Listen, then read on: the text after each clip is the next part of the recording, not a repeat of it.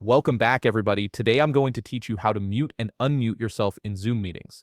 Whether you're joining a professional conference call or a casual team catch-up, knowing how to control your audio ensures you can participate effectively without background noise disrupting the conversation.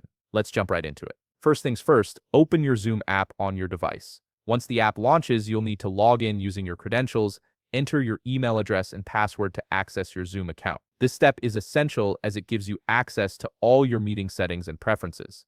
After logging in, you'll see the main Zoom interface. Look for the Join button and click on it. This is where you'll enter either the meeting ID provided by your host or use a personal link name if you have one saved. Type in the meeting ID carefully to ensure you're entering the correct session, then click Join to proceed. You might notice a confirmation screen appearing next.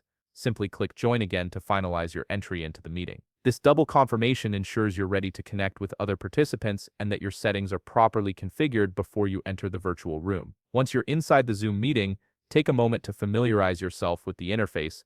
Navigate to the bottom left corner of your screen where you'll find the audio control button. This is the key tool for managing your microphone during the call. Click on Audio to mute yourself. When you do this, you'll immediately notice a red slash appears through the microphone icon, indicating that your audio is now muted and other participants cannot hear you. Now here's a really handy feature that many people don't know about. If you need to speak briefly while muted without clicking the button again, you can press and hold the spacebar on your keyboard. This acts as a push-to-talk function, giving you temporary unmute capability.